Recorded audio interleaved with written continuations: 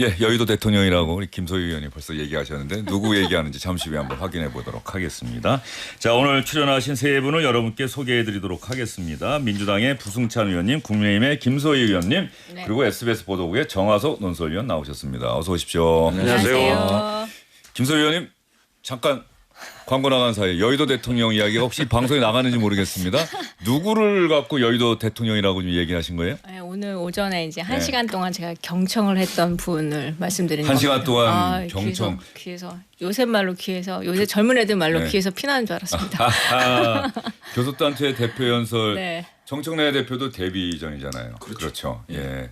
귀에서 이렇게 피가 날 정도로 연설이 길었다는 겁니까? 어떻습니까? 훌륭했다는 거죠.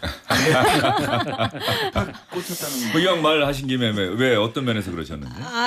뭐 약간 본인 거울 보면서 자기 독백하는 그런 느낌이었고요. 저는 오늘 신문 1면이 대통령과 양당의 대표들이 이제 손잡고 있는 네. 협치의 모습을 보여주는 그 사진이 거의 다 1면에 실렸잖아요. 그러면 그 내용을 좀 반영한 내용으로 해서 조금 괜찮을 줄 알았거든요. 근데 뭐 약간의 피로감도 느끼는 내란부터 시작해가지고 뭐 위원 정당을 해산하자는 얘기까지는 못 하시고 그걸 돌려 말씀하시고 약간 내용은 굉장히 지루했습니다. 그래서 이제 실제로 지금 얼마나 국민들이 경제가 팍팍하고 어려운지를 그리고 그 이재명 대통령이 이제 국민 모두를 아우르겠다 얘기하면서 뭐 반쪽의 국민만 국민이 아니다 얘기하시면서 지금 국민들이 얼마나 힘든지를 여러 차례 강조하셨잖아요.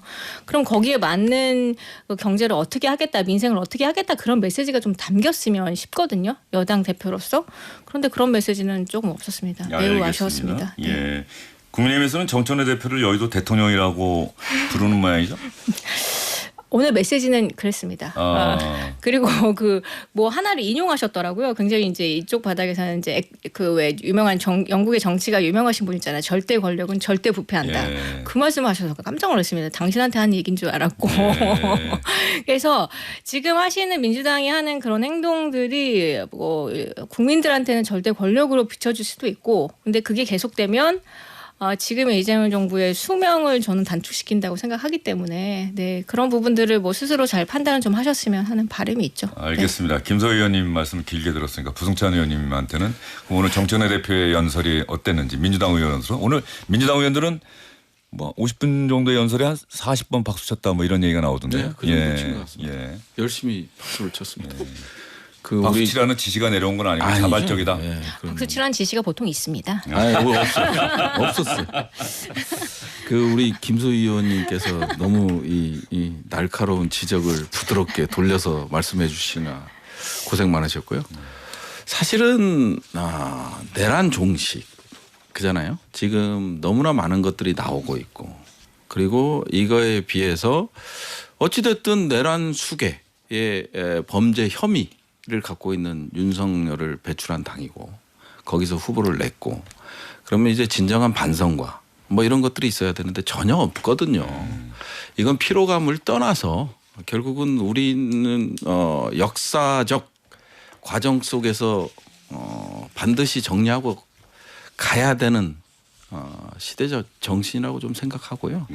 그래서 오늘 아무래도 이재명 대통령과 그다음에 이제 여야 당대표가 또 이게 포즈를 딱 취하고 마치 협치의 이미지를 발산을 했는데 그걸 의식해서인지 상당히 정청래 대표가 본인 스타일에 맞지 않게 돌려 얘기를 하더라고요. 그러니까 뭐 예를 들어서 그냥 직설적으로 가는 게 본인 스타일인데 상당히 돌렸어요. 기분 나쁠 수는 있지만 위원정당 해산과 관련돼서도 가능성 이렇게 가면 해산할 수도 있다. 네. 뭐 이런 식이었거든요. 위원정당 해산이 당연한 거다. 이렇게 원래 스타일인데 상당히 돌렸고요. 민생에 관련된 부분은 이제 후반부 반 이상을 민생과 관련된 겁니다. 앞쪽에만 이렇게 우리 김소희 의원님께서 막 귀에 피가 날 정도로 듣다 보니 그렇게 된 건데 네. 민생과 관련된 얘기도 충분히 했고요. 결국은 민생이라는 건 이재명 정부를 뒷받침하는 거 정당이 이게 결국 국민들이 다 함께 행복하게 잘 사는 길 아닐까 싶습니다. 예. 자, 민주당 의원과 국민의힘 의원의 정청래 민주당 대표의 연설에 대해서 그 후속 이야기를 한번 들어봤는데 정화석 의원, 뭐 기자들이 평가하기에는 전체적으로 어떻습니까?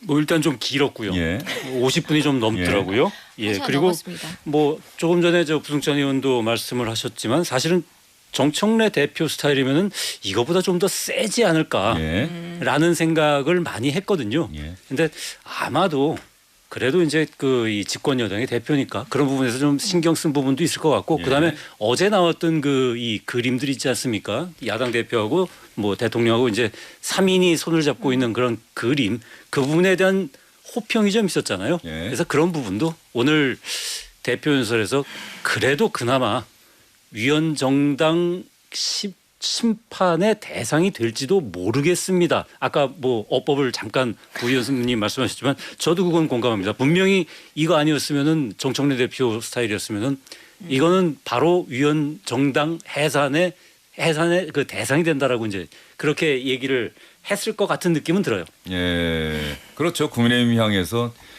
이 정청래 대표가 앞으로 이 이미지를 어떻게 이걸 극복이라고 표현을 해야 되는지 발전시켜 나가야 될지는 모르겠습니다만, 강경하다, 강성이다라고 하는 이 이미지가 정청래 대표에게는 장점이면서 또 한편으로는 극복해야 될 과제가 아닐까 싶다는 생각이 좀 드네요.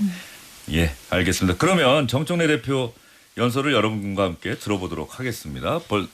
이 시간에 지금 가장 많이 나온 국민의힘을 겨냥해서 내란과 절연하십시오. 안 그러면 땡땡땡 한번 들어볼까요? 국민의힘 의원님들께 간곡히 제안합니다. 내란과 절연하십시오. 그리고 국민들에게 우리가 잘못했다라고 진정 어린 사과를 하십시오.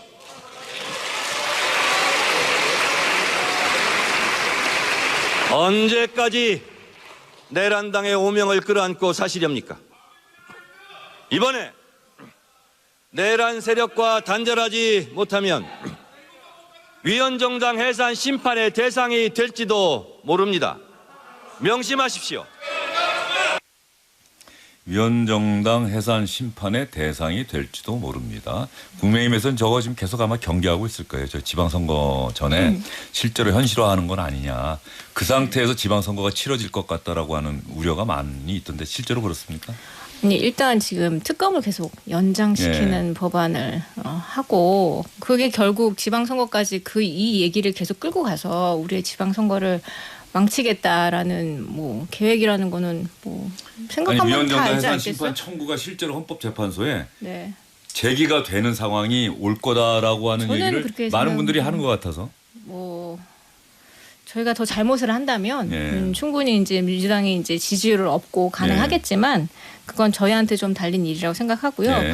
그리고 지금 뭐 내란 하는데 지금 어쨌든 특검에서 그 이슈를 가지고 구체적인 내용을 지금 찾지 못하는 거 아닌가 싶기도 하고, 그래서 뭐 내란 특별 재판부 이렇게 해서 우리가 재판까지 하겠다 이런 얘기가 나온 무리의 수를 두는 것도 그런 상황이 아닌가 싶은, 저희는 그렇게 생각을 하고 있습니다. 예. 일부는. 네. 예. 그래서 내란 재판 특별부는 우리 경선 당시에 저희 민주파출소가 잠깐 생각났거든요. 그래서 이거 좀 너무 나가신다. 심지어 이제 민주당 내에서도 뭐 이거를 반대하시는 이제 다른 의견을 내시는 의원님들도 계시는 것처럼, 네, 조금 심각하게 이제 딱 지금 특검에서 어떤 이제 본인들이 원하는 결과치가 수사 과정에서 좀 나오지 않아서 이런 얘기까지 하시는 거 아닌가, 뭐 그런 생각이 좀 듭니다. 조금 전에 정청래 대표의 연설 내용을 빗대서 이야기하면 언제까지 국민의힘은 내란 정당이라는 오명을 뒤집어 쓰고 있을 겁니까라고 이야기를 했는데, 지금 국민의힘에서는 또 그러한 논리로 언제까지 민주당은 계속해서 내란 얘기만 하고 할 거냐라고 또 이야기를 하고 있는 것 같은데 어떻습니까? 지금 민주당에서는 아직도 부족하다.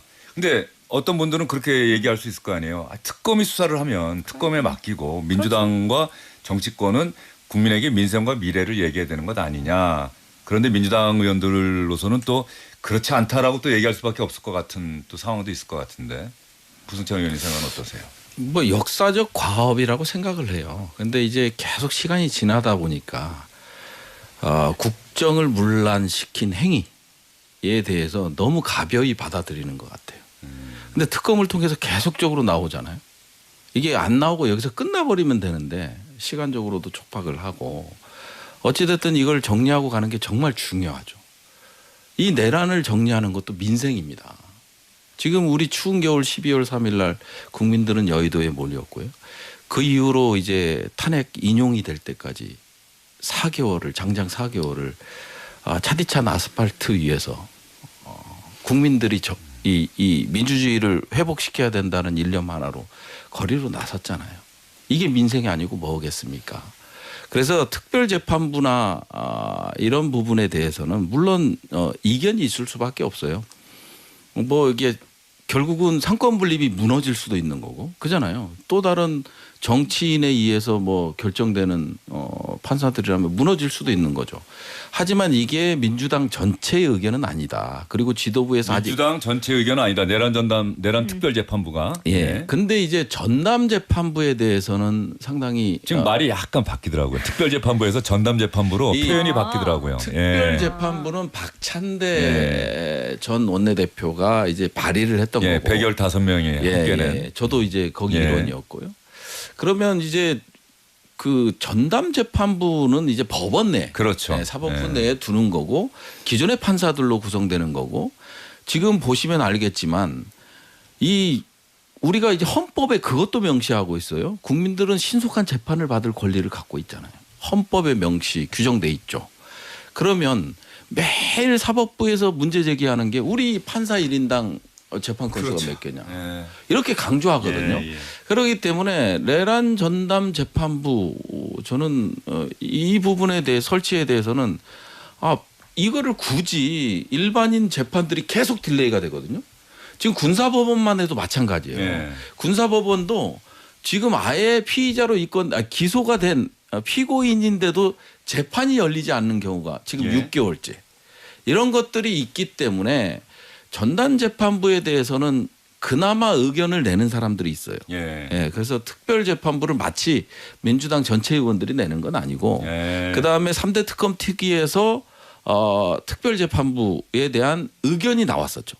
의견이 나왔고 이거에 대한 반하는 이거는 너무 우려스럽다라는 의견이 나왔고 예. 토의 과정인 거죠. 예. 예. 지금 내란 뭐 특별재판부든 전담재판부든 이게 지기현 부장판사, 윤석열, 김용현 뭐 또 누가 있을까요? 세 사람이던데 노상원. 네. 뭐 이 재판을 담당하는 지기현 부장판사에 대한 불신. 네.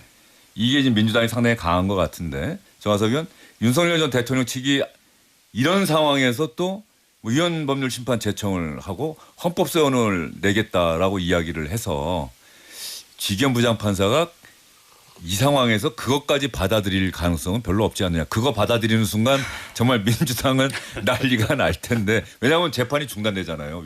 위헌법률 심판 제청을 그렇죠. 해버리면 예. 어떻습니까? 지금 법원 내에서 나온 얘기. 근데 뭐 지기현 판사가 일단은 12월까지 지금 맞아요. 이제 심리를 마무리 하시겠다고. 짓겠다고 하잖아요. 그 얘기 다음에 이제 그걸 제청을 한 거니까. 예. 근데 이거를 만약에 받아들인다 하면은 정말 말 그대로 내란 전담 재판부든 내란 특별 재판부든 그것이 굉장히 본격화될 가능성이 많고 예. 일단 민주당이 지금 이거를 발의하는 이유가 뭐겠습니까? 결국은 이 굉장히 중대한 사건인데 내란 같은 그런 어떤 국가적인 사건인데 이런 사건에 어떤 그 이 뭐 추청으로 하든 뭘로 하든 배정되는 판사가 그 판사의 개인적인 성향이나 취향에 따라서 그 중요한 사건의 결과가 막 왔다 갔다 하는 경우가 굉장히 위험하다는 뜻 아니겠습니까? 다만 이제 그것이 뭐 이 박기승이었던가요? 이 네, 부분에 있어서 박기승 이제 의원, 판사 위헌적인 요소가 있을 것 같다 그러면서 이제 사법권이라는 게 법원에 있는 건데 이런 식으로 이제 국회가 해도 되는 거냐? 그래서 그런 어떤 위헌적인 요소만 잘 배제를 하면 사실은 이 부분도 뭐 제가 보기에는 그렇게 그 말이 안 되는 건 아닌 것 같아요. 왜냐하면 내란 특별재판부가 아니면 내란 전담재판부가 뭐 전담이죠. 전담재판부. 예, 전담이겠죠. 예. 예, 어쨌든 간에 이게 지금 뭐 지기현 판사냐 아니면 또 무슨 다른 판사냐에 따라서 정말 사건의 어떤 그런 그 이 재판의 진행이 획획 갈리는 상태라면 그 부분도 뭐 사실은 생각해 볼 수 있는 건데 다만 이것이 그러니까 그 지기현 판사에 대한 어떤 그런 거부감이 또 다른 독특한 취향을 위한 또 하나의 재판부를 만들어내는 그런 식의 그러면 그거는 좀 어찌 보면 정말 국회가 사법권을 침해하는 방향 쪽으로 할 수도 있다라는 부분에서 좀 신중함은 있어야 될 것 같아요. 재판의 독립이라고 하는 건 또 헌법상의 원칙이기도 하고 그렇죠. 그런 측면에서 민주당도 아마 고민스러울 거예요. 그런 강경한 목소리를 낼 수밖에 없는 상황은 이해가 되는데 이게 정말 오히려 그러한 어떤 것들을 추진해서 실제 현실화할 경우에 이게 위헌 심판이 들어가 버리면 헌법소원이 들어가 버리고 나면 정말 어떠한 결론이 나올지도 모르는 상황. 그렇죠. 예. 예를 들어서 뭐 특별재판부가 꾸려지고 거기서 이제 위헌 심판 이제 청구가 이루어질 거 아닙니까? 거기서 이제 또 인용이 돼 버리면 이거는 그냥 이 판결 자체가 다 무효니까 이런 특별재판부가 위헌법률 심판 제청을 할 리는 없는데 헌법소원에 대해서는 헌법재판소가 독자적으로 그렇죠. 쭉 절차를 진행해서 그 헌법소원에 대해서는 물론 그 헌법소원을 낼 자격이 있느냐를 갖고 먼저 판단하긴 하지만 그게 만약에 이제 인용이 된다고 한다면은 더 큰 상황이 도래하는 거 아니에요. 근데 이제 언론이 이거를 확대 재생산하는 것도 있는 것 같아요. 예, 이게 뭐냐면 예. 사실은 특별재판부에 대해서 의총에서 얘기가 나오거나 예. 전체적으로 중지를 모으는 경우는 한 번도 없었거든요. 그런데 이제 특검에서 이제 계속해서 주요 피의자들이 예. 구속이 기각이 되고 이런 것들이 있었잖아요. 예. 그러다 보니까 아마 한덕수 전 총리 한덕수 기각이 총리 아니 그것뿐만 예. 아니라 이제 김건희 예. 집사들 일종의 집사들이 이제 그렇게 해서 이제 기각이 되는 사례들이 발생하고 있는 상황에서 그러면 굳이 이거를 전담할 필요는 있지 않나 하는 의견들이 지금 나오는 거지. 예. 이게 마치 그때 당시에 이제 박찬대 전 대표가 이제 내란 종식 특별법을 발의할 때는 그냥 특별재판부였고요. 그래서 115명이 찬성을 예. 했는데 이게 공론화되거나 여론화된 적은 없습니다. 없는데 선거 과정에서 이제 박찬대 전 대표가 이제 얘기를 많이 했었고 그거 외에는 우리 의원들끼리 모여서 어떤 이런 얘기를 하거나 그날 원내 대책회의 때 이런 얘기를 하거나 이런 사례는 없었거든요. 기사로 다 나와서 저희도 아는 거고. 또 하나는 네. 정청래 대표가 회의 맞아요. 최고위원 회의에서 그 얘기를 공개적으로 최고위 해요. 회의 대표가 때 언급을 하기 하셨잖아요. 때문에. 아니 이게 최고위의 권위가 예. 있으니까. 부승찬 의원님 말씀 무슨 말씀인지 아는데 그러면 네. 대표가 공개적인 자리에서 그렇죠. 회의 자리에서 그 얘기를 하면은 어. 기자들은 국민들은 이거 민주당 맞아요. 대표가 저거 민주당. 얘기하는 거 보니까 그렇죠. 저거 의지가 강한 모양이다 이럴 거 아닙니까? 아니 의지는 있을 오늘 수밖에 오늘도 얘기했잖아요. 아니 오늘도 의지는 있을 얘기했잖아요. 수밖에 오늘- 없죠. 이게 저희 의원님. 입장에서는 저희도 그 작년 겨울에 그거 다 똑같이 모든 국민이랑 다 똑같이 느꼈고요. 그래서 저희도 국민의 심판을 받아서 정권을 넘겨줬잖아요. 특검을 잘 하시고 빨리 끝내시라는 건데 지금 우리 당 의원님들 다 압수수색해도 결과 안 나오고 지금 하다 안 나오니까 이런 얘기까지 나오는 거 아닌가 아니 하는 그거는 생각을 할 수 아직 있잖아요. 결과 발표를 안 했고요. 그거는 좀 지켜볼 필요가 있고. 그래서 올해까지 좀 마무리를 빨리 해주셔서 이제 과거를 추경 좀 시작을 해서 좀 지켜볼 필요가 예, 있어요. 그거는 아직까지 뭐 사건이 종료가 된 게 아니기 때문에 그 부분에 대해서는 좀 그런 것 아이고 같아요. 예. 이거 간단하게 그러면 이왕 뭐 내란 특별재판부 이야기가 나왔으니까 이 이야기만 한번 듣고 넘어가죠. 민주당 내 토론회에서 박희승 의원 판사 출신인데 박희승 의원이 공개적으로 이런 법은 추진하면 오히려 위헌 결정이 날 가능성이 있다라고 우려를 공개적으로 했다. 이것도 대단히 현 민주당 상황에서는 이례적인 상황이란 말이죠. 그래서 박희승 의원과 전현희 최고위원의 이야기를 한번 들어보겠습니다.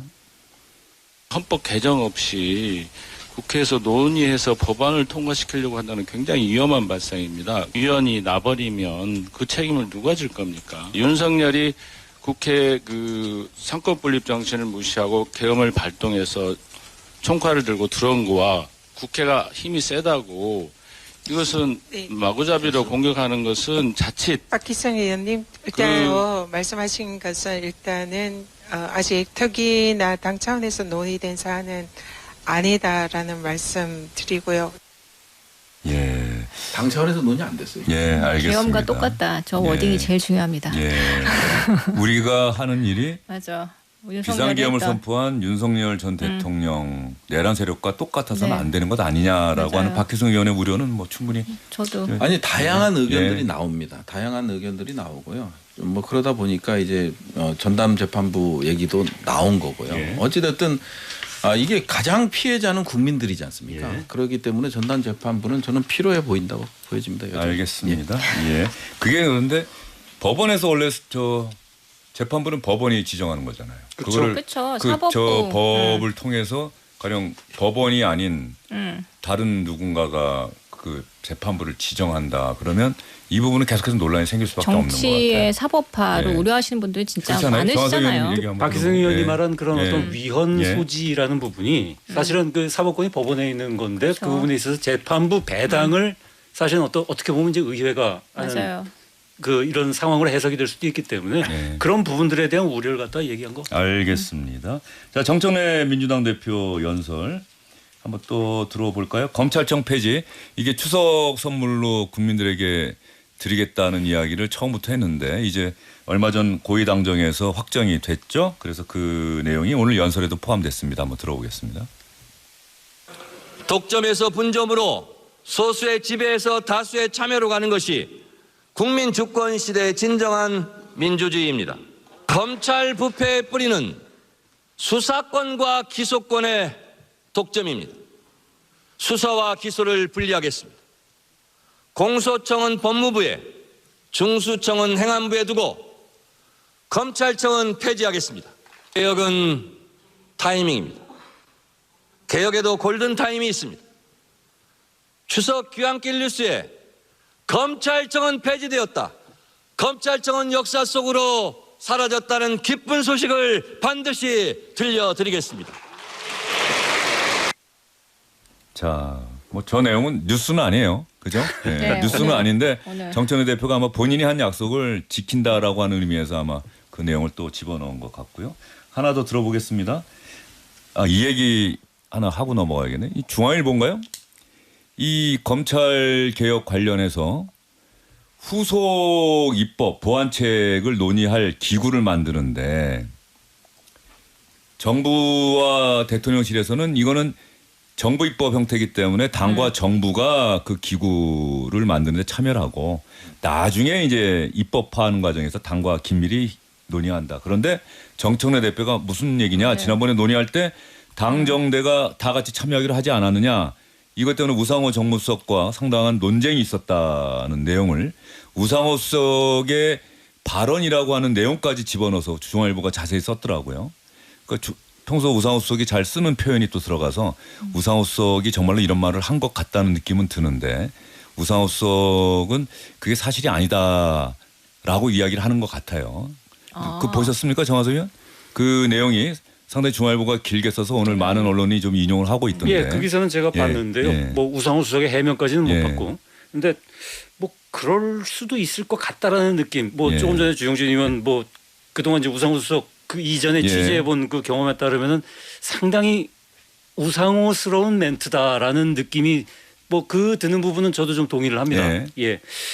근데 그럴 법도 할 것 같아요. 지금 현재의 그 이 정청래 대표가 뭐 꾸준히 지금 외쳐온 게 그거지 않습니까? 대통령은 일을 하시라. 나는 싸우겠다. 예. 예. 그리고 그 싸움의 가장 핵심적인 그 이 세 가지 주제가 검찰, 사법, 언론. 지금 저기 그 교수단 대표 연설에서도 얘기한 게 그거였잖아요. 그 중에 한 축이 검찰 개혁이고 그 검찰 개혁을 추석 전에 해야 되고 그 추석 전에 하는데 아직 뭐 보안 수사권이라든지 국가수사위원회라든지 뭐 여러 가지 그 이 아주 디테일한 부분에서 조정이 필요함에도 불구하고 지금 추석 전에 하고자 하는 거. 그다음에 개혁은 타이밍이라고 얘기하고 이런 부분에서는 분명히 이제 추석 전에 일단은 그렇게 해놓고 그다음에 이제 후속 입법이 굉장히 중요한 부분들인데 이 부분 과정에서 계속 비록 정부 입법이라고 하더라도 당이 목소리를 계속 내겠다. 그 과정 속에서 네. 이 얘기 정청래 대표라면 충분히 할 수 있었을 것 같아요. 그리고 뭐 정황상으로도 봐도 중앙일보 기사가 아주 그냥 근거 없이 그냥 뭐 쓴 것 같지는 않아 보이고요. 예. 이런 부분들이 지금 이제 그 앞으로 사실 여기 부승찬 의원님도 어떻게 생각하실지 모르겠지만 앞으로 이제 당 그리고 정대가 한참 동안 특히 이제 내년 지방선거 이전까지 그리고 정청래 대표가 그 지방선거의 성적표를 받아들 때까지는 계속되지 않을까. 그리고 그 상황 속에서 이재명 대통령이 어떤 식으로 교통정리 내지는 조율을 해나갈 것이냐. 이런 부분들이 상당히 중요한 정치력의 요소가 될 거고 그거에 대한 성적표를 받게 될 것 같습니다. 예.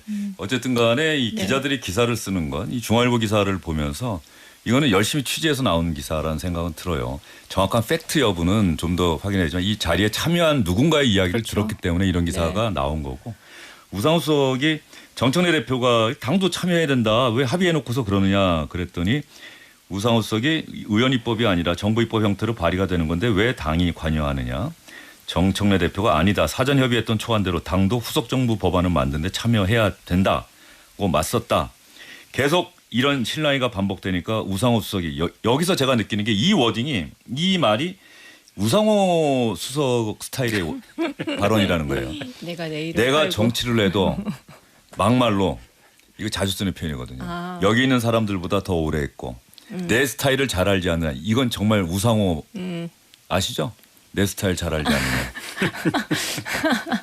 왜 말씀 안 하십니까? 제가 이게 드디어 이제 골맞던 갈등이 아직 뭐 꺼지기 갈등 골맞던 이게 갈등보다는 보면 이게 마치 그 당과 대통령실의 갈등으로 이렇게 기사 쓰긴 좋죠. 예. 근데 저도 이제 이견이 서로 다르잖아요. 이견이 서로 다르면 정말 이렇게 행복하게 얘기를 해요. 막 이렇게 정색하고 얘기하는 사례는 없고요. 그다음에 실질적으로 봤을 때 제가 이제 여기 이 질문지가 있어서 확인하고 들어온 거는 국무총리 산하에 검찰개혁 TF를 둔다. 네네. 이 얘기가 있잖아요. 이게 정부가 주도하는 거잖아요. 예. 결국은 입법은 또 당에서 해야 되는 예. 거고. 그러다 보니까 두 개가 중복된다. 예. 정부 주도하에. 예. 근데 이게 검찰개혁 TF가 국무총리 산하에 있는데 이게 정부가 주도하는 게 아니냐. 이 내용인 거죠. 예. 그래서 이 문구를 갖고 이거를 두 개 중복해서 넣느냐 아니냐를 가지고 싸운 것도 아니고요. 웃으면서 얘기했어요. 저는 갈등이 이제 드디어 표출된 거라고 생각이 좀 되고 어쨌든 중수청을 법무부에 두느냐 행안부 밑에 두느냐 가지고 지속적으로 의견 제시를 하다가 결국은 민주당 내 강경파 의견대로 중수청을 행안부 밑에 두기로 했잖아요. 네, 거기서부터 저는 시작이 좀 됐다고. 그거는 잘못 제가 현장에 있었기 때문에 그거는 저 바로 잡아야 될 것 같아요. 예. 강경파의 주도는 아니고요. 네. 그때 의총에서 그 행안부 밑으로 둬야 된다는 의견만 제시한 의원들이 있었지 법무부 관련된 목소리를 낸 의원들은 없었다고 기사에는 그렇게 나와 있고요. 브리핑에서 네. 아니 그게 사실이에요. 의원 한 명도 없었다. 네, 법무부에 둬야 된다고. 의원이 법무부 산하에 되어야 된다는 의견이 없었던 거죠. 왜냐하면 중수청과 공소청을 같이 두면 어떤 현상이 벌어지겠어요? 그거는 중수청을 행안부 밑에 경찰과 같은 조직에 놓는 거랑 똑같은 우려사항이 그건 있는 좀 거죠. 달라요. 왜냐하면 이게 약간 오해하시는 게 뭐냐면 공소청은요. 보안 수사권도 갖고 있고 실제적인 기능적 보안 수사권도 갖고 있어요. 그런데 지금 그건 1년 동안 유예되면서 논의해야 되는 영장이라든지 내용 기소권 아닌가? 자체를 갖고 있기 때문에 이걸 반려하는 순간 보안 수사가 되는 거예요. 수사 지휘가 되는 거예요. 어찌 보면 검사들이 못할 뿐이지. 그리고 행안부에 두잖아요. 근데 법무부는요. 다 이제 판사, 검사로 다 중심이 딱 짜여졌어요. 진영이. 자기 패밀리예요.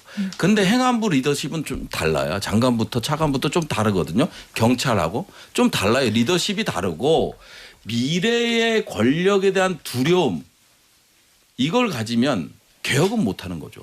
그리고 우리는 견제할 수 있는 기능들이 있어요. 공수처도 있죠. 국가수사본부도 있죠. 그다음에 중수청도 있죠. 그다음에 막강한 권력을 갖고 있는 공소청도 있어요. 이런 상황에서 이거를 법무부 산하에 법무부 장관이 이게 통제 가능한 걸로 두 개를 다 놓는다. 이랬을 때 벌어지는 일은 오히려 공개적으로 검사가 수사를 하고 검사가 기소를 하고 이걸 공개적으로 저는 지금보다 저는 행안부에 가야 되는 거에 대해서는 모르겠고 법무부에 되면 지금보다 더 강력한 권력이 나오는 거. 왜? 그거는 뭐 추가적으로 좀 의견을 들어보겠다고 하는 게 지금 대통령 정부의 그러니까 입장이고. 아까 강성만 이게 강성 의원들에 휘둘려서 마치 행안부로 가는 것처럼 비춰지는데 그게 아니고 전반적인 의견이 법무부 산하에 같이 두는 건 아니다. 그리고 수사 기능만 갖고 있지 이거를 또 조율해서 인지 수사를 하고 이런 것들 그다음에 또 올라가서 압수수색 영장 발부를 해야 하잖아요. 이런 부분에서 탁탁 맡기기 때문에 견제 균형이 돼요. 그다음에 아까 공수처를 그냥 등한시하는 게 있는데 공수처 역시 견제 기능을 갖고 있어요. 그렇기 때문에 이거를 이런 부분에 대해서 행안부가 아니면 뭐 국무총리실도 얘기가 나왔었거든요. 공수처는 약간 또 모순되는 게 수사와 기소권을 다 갖고 있잖아요.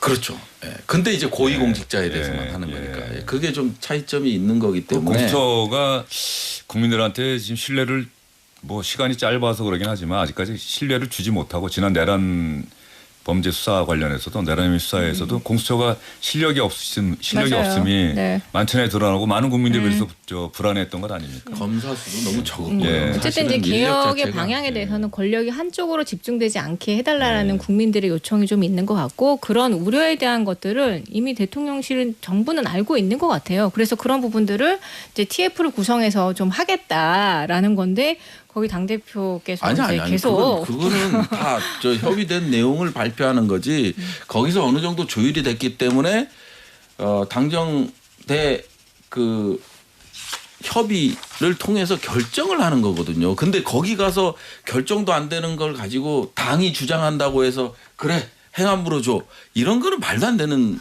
그 정책 결정 메커니즘이거든요. 그거는 알겠습니다. 좀 오해하시는 예. 것 같다. 이제 이 부분은 앞으로 뭐 이제 1년 동안의 유예 기간이 지켜보겠습니다. 있고 힘든가? 25일 본회의에서 또 어떤 내용으로 통과가 될지 지난번에 발표된 대로 통과가 될지 어떨지도 좀 봐야 되는데 단 하나 분명한 거는 그 부분 관련해서 이재명 대통령이 틀림없이 이 검찰개혁 추진하는 과정에서 자유롭게 토론하는 건 좋은데 사람을 비판하지 말아달라는 얘기를 공개적으로 했다는 얘기는 그 얘기 자체가 당에서 그런 행동들이 나왔던 거잖아요.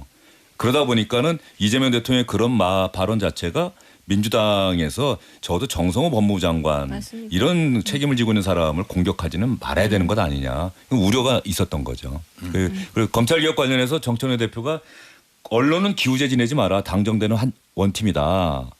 뭐 이렇게 공개적으로 글을 올렸습니다만 지금 약간 과거 정권과 다른 게 여당에서 자꾸 당정대 원팀 얘기가 강하게 나오고 대통령실은 그냥 뭐 의견 차이가 있더라도 하여튼 그거는 그 슬기롭게 우리가 잘 조율해 가면서 할 것이다. 과거에는 청와대에서 그런 얘기가 많이 나왔는데 이 정청래 대표의 독특한 리더십이죠. 오히려 더 강조하고 있는데 그 부분 앞으로 하여튼 보도록 하겠습니다. 자, 어제 김영석 독립기념관장인가요? 이 얘기를 어제 하고 싶었는데 시간이 좀 모자라서. 근데 이 부분 이게 저기 정화석 의원 김민전 의원인가요? 김민전 그렇죠. 의원이 예. 이게 원래 국회의원이 아닌 사람이 국회 나와서 얘기하려고 하면 그 국회의원이 국회의원이나 해줘야죠. 그 국회의 대변인은 아무 때나 할 수 당. 있고요. 예, 네, 예, 그 예. 의원이 섭외를 해줘야 합니다. 그렇죠. 기자회견장. 예, 그 자리에 그리고 또 동석을 해야 된다면서요. 그리고 그렇죠. 초반에 반드시 가야 돼요. 동석을 좀 하셔야 예. 합니다. 네. 근데 김민전 의원 하면은 지난 내란 전국 그때 백골단 기자회견 주선해줬던 1월 의원도 달이었죠. 김민전 의원 예. 아닙니까? 예. 그렇습니다. 근데 김영석 독립기념관장이 왜 갑자기 국회에 나타나서 무슨 얘기를 하려고 했던 거죠? 그러니까 김영석 그 원래 이제 그 교수였죠. 예. 그리고 이제 상당히 그러니까 뭡니까 그 이 광복은 사실은 뭐 연합국의 승리로 인해서 이제 주어진 거고 약간 선물처럼 그다음에 표현하셨죠. 예, 해방 전까지 네. 뭐 이 대한민국 국민은 없었고 일본 국민만 있었고 뭐 이런 식의 어떤 그 전형적인 좀 뉴라이트적인 역사관을 많이 이제 이 말하던 분인데 그분은 이제 윤석열 정부에서 독립기념관장을 시켰단 말이죠. 근데 독립기념관장이 그 전에는 보면은 그 뭐 순국 선열이라든지 아니면 뭐 독립유공자의 자손이라든지 해가지고 어떤 그런 상징성을 가진 자리였는데 어쨌든 이 김영석 관장이 이제 이 윤석열 정부에서 독립기념관장이 됐죠. 그리고 그 이후에도 이제 그런 이 8.15 올해 8.15 기념사에서 예, 다시 예. 한번 그 이 광복은 연합국의 승리에서 비롯됐다라는 뭐 굳이 따져보면 뭐 그 말도 뭐 틀린 말은 아닐 수 있겠지만 어쨌든 독립기념관장이라는 사람이 할 수 있는 말이냐 그러면서 그 사이에 그 일제시대 36년 동안 독립운동을 위해 매진했던 그 독립투사들 그 운동가들의 그 열정과 노고를 표명하는 것이다라는 이제 비판과 반발이 나왔었어요. 예. 그러니까 그런 쪽으로 이제 계속 공격을 받으니까 아마도 이제 국회 나와가지고 한마디 하고 싶었던 모양입니다. 그리고 그 다리를 그 지난 1월에 그 백골단의 기자회견을 주선해준 김민전 의원이 또 공교롭게도 또 그 자리를 주선을 한 거고요. 예. 그래서 예. 이 자리에서 이제 그 김영석 관장이 이제 그런 얘기를 했어요. 이거는 그냥 이렇게 단선적으로만 볼 게 아니고 뭐 이렇게도 볼 수 있고 저렇게도 볼 수 있는 거 아니냐라는 얘기. 뭐 학자로서는 그런 얘기를 할 수 있다고 봅니다. 그리고 뭐 그냥 이 교수로서는 할 수 있는데 독립기념관장으로서의 지위를 현직 가지고 있는 사람으로서 하는 것이 적절하냐 이 부분에 대한 이제 비판이 나온 거죠. 예. 그리고 거기에 하필이면 김민전 의원이 그 올해만 들어서만 두 번째로 계속 논란이 되는 기자회견 자리에 주선자로 나섰느냐라는 부분에 대해서 논란이 된 겁니다. 김민전 의원도 원래 그런 생각을 가진 사람이었는지 아니면은 생각이 바뀐 건지는 잘 모르겠어요. 그런데 처음에 저랑 같이 방송할 때는 그런 생각을 가진 사람이라고는 생각이 안 들었었는데 어쨌든 최근 국회의원이 되고 나서는 많은 논란의 한가운데 있는 것 같은데 자 그러면 어제 상당히 국회 소통관이 난리가 났었다고 합니다. 김영석 독립기념관장이 들어서려고 하니까 지켜보던 시민들이나 민주당 의원들이 큰 소리를 치고 여기가 어디라고 들어왔느냐. 김영석 독립기념관장의 이야기 이것을 지켜본 서영교 민주당 의원의 이야기까지 한번 들어보도록 하겠습니다.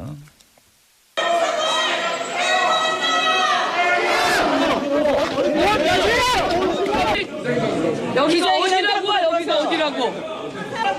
나가세요. 누가 떠드는 건데? 지금 난리라고 있어. 국회의원은 마음대로 와서 기자회견 할 수 있는 문제 아니에요. 소통하는 원칙과 규칙을 지켜야 돼요. 정에 부득한 소치와 광복절 기념사 내용으로 인한 일들로 국민 여러분께 심려를 끼쳐드린 점에 대하여 진심으로 유감의 뜻을 전합니다. 기념사 내용이 순국 선열을 비하하거나 광복군을 비롯한 독립운동가들의 투쟁을 폄훼하는 것은 결코 아닙니다. 이제는 더 이상 침묵할 수가 없습니다. 법이 보장하는 범위에서 당당히 맞서 대응할 것입니다. 예, 독립기념관장이 법이 보장하는 범위 안에서 당당히 대응할 것이다. 그냥 또 어떤 분들은 저런 이야기 들으면서 뭐 그럴 수도 있겠지 하지만 또 어떤 분들은 이런 상황에서 독립기념관장직을 마치 저렇게 지금 정치 투쟁하는 것처럼 끝까지 대응하겠다라고 이야기하는 게 과연 옳은 일이냐라는 생각도 할 것 같아요. 그리고 생각이 같지 않은 정부와에서 왜 독립기념관장직을 굳이 유지하려고 하는지 하는 의문을 가지는 분들도 있을 것 같은데 김소희 의원님 생각은 어떠세요? 학자로서는 왜 이렇게 이런 다양한 의견들이 있다라고 얘기하시는 거에서는 저는 오케이. 예. 네, 그렇지만 지금 아까 위원께서 말씀 주셨던 것처럼 독립기념관장 자리에서는 저렇게 논란이 되는 말씀을 굳이 하셔야 되나 하는 저는 그런 생각이 좀 있고요. 독립기념관장 기념서 제가 읽어봤어요. 몇 번을 제가 방송하려고.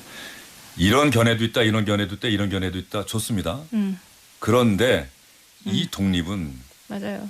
우리 순국 선열들이 피땀을 흘려가면서 목숨을 바쳐가면서 했던 이런 것이 우리 독립기념관장이 해야 될 얘기 아닐까. 그런데 그렇죠. 이런 견해 있다, 네. 이런 견해 있다, 이런 견해 있다. 윤병길 의사도 결국은 뭐 생전에 보낸 편지에서 자식들한테 뭐 에디스 같은 발명가가 되라고 했다.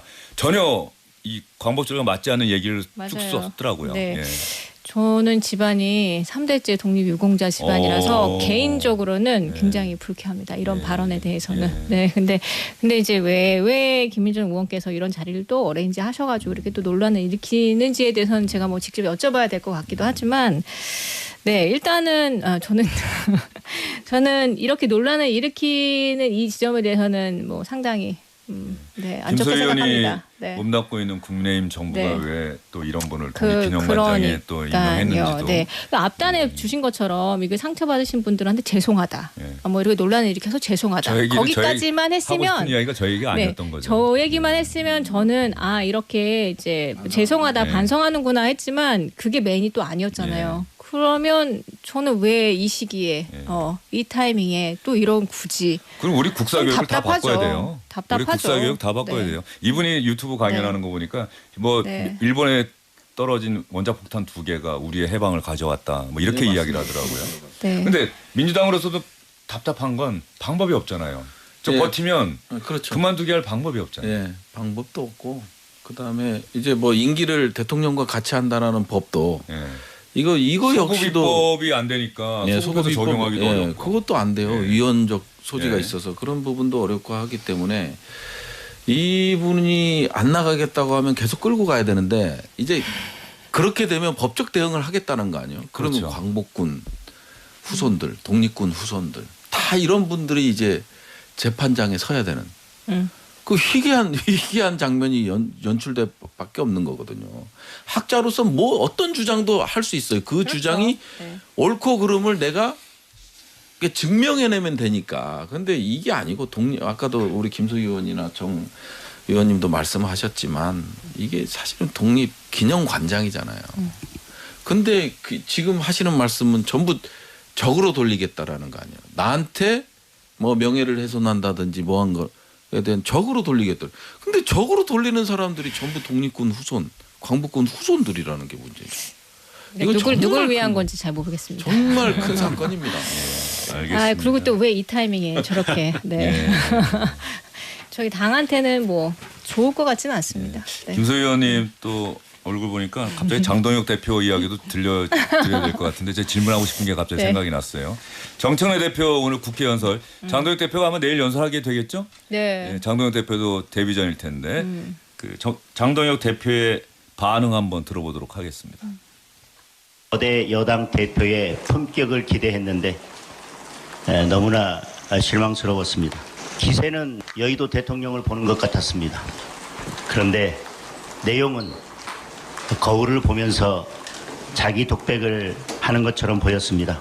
여당이 더 많은 것을 가졌으니 양보하라고 주문했습니다. 그런데 양보는커녕 연설 내내 여전히 국민의힘을 없애겠다는 이야기만 반복했습니다. 좋은 말씀을 해주셨습니다. 절대 독점은 절대 부패한다. 지금 모든 권력을 절대 독점하고 있는 사람, 지금 절대 독점하고 있는 정당이 누구이고 어느 정당입니까? 예. 저 이야기 들으면서 장동혁 대표가 저 이야기한 건 좋은데 이 절대 독점이라고 하는 상황을 민주당이 만든 건가요? 국민의힘이 만든 건가요? 김소희 의원님께 드리고 싶은 질문이 이 의석 분포를 이렇게 만든 거는 국민 아닙니까?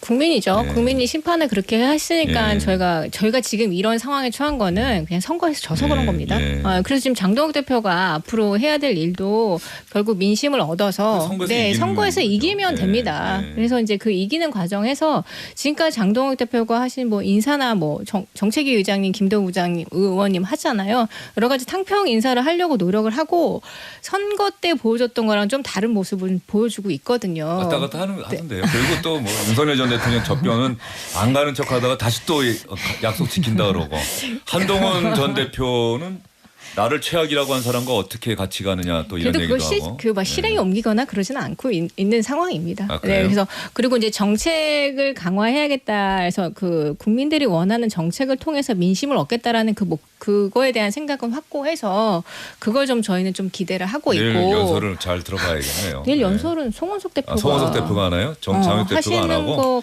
당 대표가 됐는데 왜 연설을 송원석 원내대표가 하죠? 그러는데 당대표가 하면 당대표고 원내대표는 원내대표고. 이번에 당 대표가 되고 나서 첫 정기국회고 더군다나 임시국회도 아니고 정기국회인데. 그래서 저희가 그거 이제 한번 확인해 방송인 보시면 좋을 것 실시간을 같은데. 물어봤더니 양보하셨다는데요. 아 장동혁 대표가. 네, 송원석 원내대표에게 예, 왜냐하면 이제 추경호 원내대표가 교섭단체 연설 그때는 또 이제 같이 맞춰서 하시고 했는데 근데 양보하신 것 같다고 하는데 장동혁 대표 얘기도 한번 들어보고 저도 이제 싶었는데. 기대했는데 네. 그런데 제가 드리고 싶은 질문이 보수 패널 인증은 받고 나오신 거예요 오늘? 이런 발언들을 예? 통해서 이제 패널 인증이 예? 되지 않을까요? 그동안 방송을 다 오늘 하신 하고 말씀으로 계시나? 보면 인증 못 받으실 것 같습니다. 제 발언이 셌나요? 김영석 아닌데? 독립기념관장을 왜 임명했는지 뭐 부끄럽습니다 이런 얘기까지 하셨는데. 저는 예. 그거는 부끄럽습니다. 제가 예. 앞산에 이제 개인적으로 딱 말씀을 드렸습니다. 네. 그런데 대부분 또 그 이야기가 그런 보수 패널 인증제가 대부분 한동훈 전 대표와 가까운 그렇죠. 뭐 김종혁, 원외. 윤희석 뭐 이런 패널들을 좀 염두에 두고 그런데 지금 가장 방송 많이 하는 사람들 또 그런 분들이잖아요. 네, 그래서 이제 방송을 나가시는 걸 좀 골고루 하겠다는 취지 아닐까 싶거든요. 약간 독점하고. 최고위원 같은 사람 원하는. 그러니까 김민수 최고위원. 아니. 김민수 그런 것 같진 최고위원은 않고요. 제가 안 그래도 이 시간에도 꼭 그런 거 하진 제가 않고요. 몇 분한테 질문 드렸어요. 이거 우리가 정말 초청해서 초대해서 얘기를 네. 들어봐 야 되는 거냐 어떠냐 그런데 즉답은 안 하시던데 지상파에서 사실 초대해서 듣는 게 적절한지 이런 고민은 있어요 사실은. 한번 어딘가에 나가는데 막 제지하시던데. 김소희 의원 생각은 어떠세요? 막 제지하시던데. 예. 그 앵커분이 제지하시더라고요 예. 발언을. 예. 저는 좀 그 색깔을 좀 색깔이라기보다는 워낙 이제 늘 나오시던 분들만 나오셔가지고 그 원외에 계신 분들이 어쨌든 지방선거를 앞두고 방송에 출연하는 건 민지도를 높이는 굉장히 좋은 그 지점이잖아요. 그래서 그 기회를 좀 골고루 드리겠다라는 그런 의도 아닌가 그렇게 생각이 되고. 선의로 해석을 하셔서. 네, 알겠습니다. 전 지금까지는 장동 예. 대표가 잘하고 계시다고 생각합니다. 지금까지 장동 네. 대표가 네. 잘하고 있다. 네. 예, 알겠습니다. 뭐 기자들 기대를 평가는 좀 해보고 기자들 있습니다. 평가는 어때요? 정화석 의원? 장동욱 대표. 예.